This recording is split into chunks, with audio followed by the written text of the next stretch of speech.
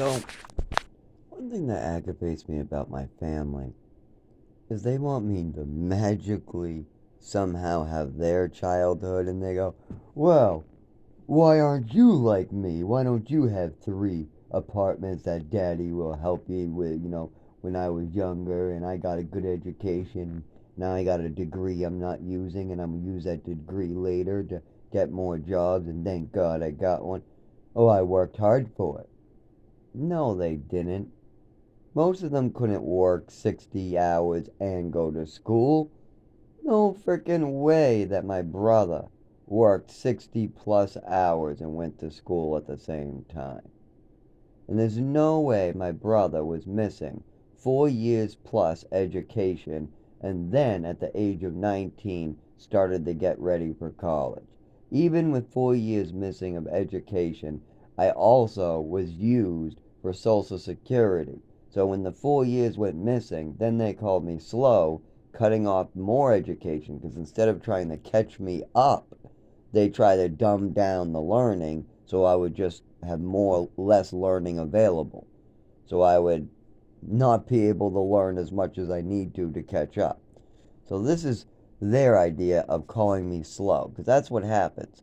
If you cut off or do stupid stuff where your child misses out on 4 years of education, and then you move them, and while this is going on, you're moving them around the country, and then you decide when your son's like 11 years old, you're going to finally settle down in Chelmsford, but we're going to move our son kind of around Mass.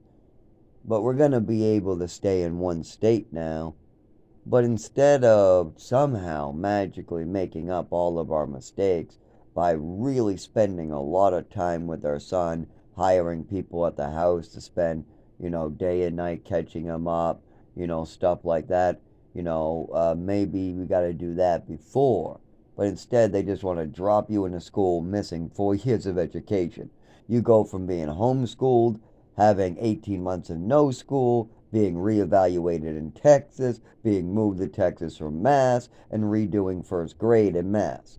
All of that, and I'm just getting dropped off. And then when things don't work out, because it was missing 4 years and then getting dropped off with people like, it seems like you're just missing a bunch. Did you not go to school? What's going on? And then when the teachers are like that and calling home to my parents, and my parents try to explain that, oh, well, we had him redo first grade, and then we decided to move to Texas right after he was done with that. And then when we moved to Texas, started talking at the doctors. So New Mexico came for attachment disorder. And we sued them, so we're not sure. They said he got an education there, but we don't know. We only checked for 1 hour a month. We have no idea what was going on there. We got to see the place 1 hour a month, but Zach was there 24 hours a day. That is more than 100 hours every week. We're talking hundreds and hundreds and hundreds and hundreds of hours every month. Meanwhile, how many hours did my parents spend? 1 hour. They might talk on the phone a little bit, but that's the most. Well, what happens if the program lies to you? How do you know if they're telling the truth? That you don't, because you could drive up to the place and walk around and clearly see it's fucking shitty. We had a pet black widow that was living under the sink where we had to brush our teeth. Yes, there would be a black widow 6 inches from our legs as we brushed our teeth in the morning. If you walked outside and inspected the basketball court, you would trip over the growth, and you would notice there's not a single spot you can even bounce a basketball because of all the cement being torn up by growth. It's really old, really old. It needed to be tarred down.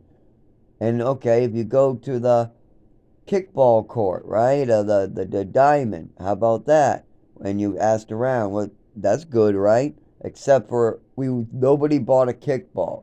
They said they didn't have funding for a kickball. How stupid is that? We had three balls. The only one that could be used as a kickball popped, and then they didn't get us another one. What the fuck? Probably because the kickballs would go over near the sticks and they probably pop really often. So the owner probably had to buy a whole kickball set if he wanted to use the court. What he probably eventually did, probably 10 years later, he probably bought a room, a storage room or a storage closet and filled it with a bunch of gear in case somebody comes. But the place wasn't built yet when I was there. If you were a parent, a good parent, and you had half a brain like I do, I would look around. And I would say, okay, where do you keep your gym equipment for the baseball diamond? And when he goes, oh, over here, and he opens up a closet, I would inspect to be like, that's some sorry looking shit. I mean, the staff members had to bring, one of the women staff members, their own softball set from home so that we could actually play something on the baseball diamond. Well, how about the soccer field, right? Well, what was where the pool was going to go, but it was just a bunch of rattlesnake holes and red anthills. That's where I mostly played, is with the where the rattlesnakes and the red anthills up to your knees were. I either did that or we were on the hill on the side where all the lizards and tall grasses were and all the crickets and grasshoppers and snakes were over there, but we found gardeners mostly, green snakes. The rattlesnakes like the dry, holy areas. They like to go in holes. The grassy areas seem to never have much for diamondbacks. Man, I was fearless. I used to run around with those snakes like right next to me. I mean, the snakes would mind their own business, try to run off into a hole. As soon as I walked towards them, they walked away from me. And then if I saw them or heard them, I stopped and I went the opposite direction. I had no interest in trying to deal with a snake. I only had interest in catching there was one lizard called the horny toad lizard, I think. It had horns all over it. It puffed up a little bit and shot blood out of its eye.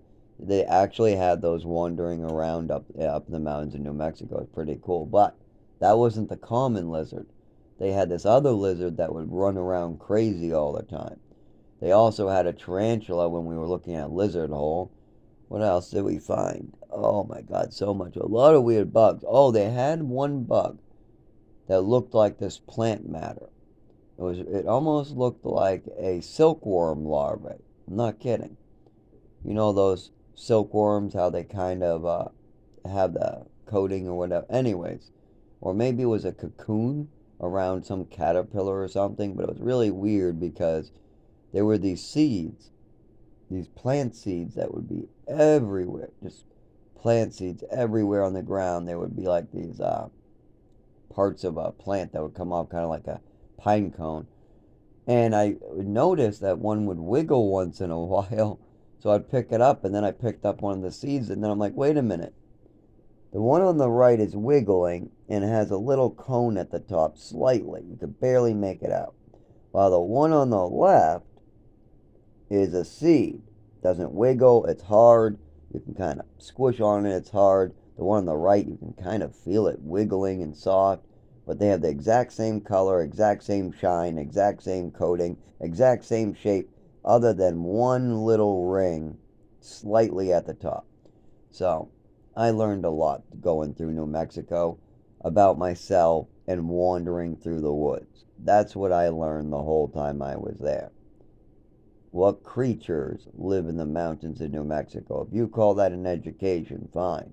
But I don't think I can use that in any further college, or to get a job, or to get better at the doctors. Well, actually, I might be able to.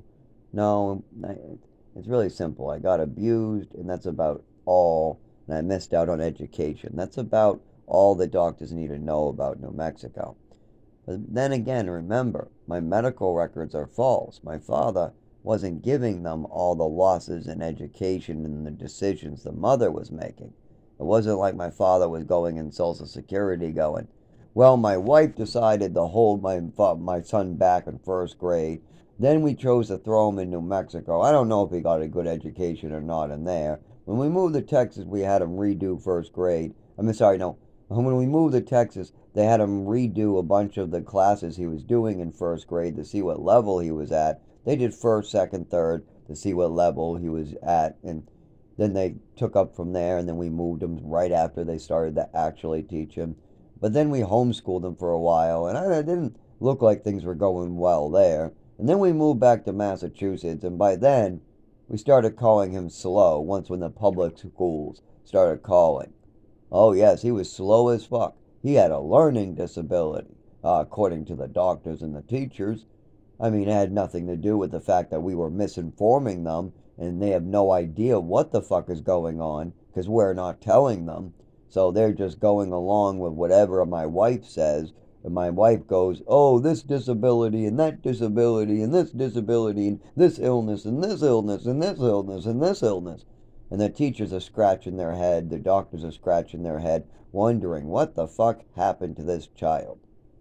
I mean, my brother will come up and go, why can't you be more like me and have 3 apartments and go to college and have a daddy that lets me go to school and a daddy that lets me drive and doesn't destroy my body? Oh, I'm sorry, Tim, you are so spoiled that nobody ever put their hands on you, destroyed your body, or cut your education off, okay? I'm sorry you got a real childhood, but I didn't. And I'm sorry, Valerie, and everybody who thinks, well, why can't Zach just be like us? Because I'm not spoiled like you. You guys got a real childhood. You guys got to live in Nab on a real land, be in one location. You got to go to school, and you had nobody trying to destroy your body or making up illnesses. And how many drugs did you have forced at your body on times? When you were 5 years old, how many drugs did you take? Huh? In Texas, what did you do? How many years did you miss of your education completely? And what did your oh wait, oh, that's right.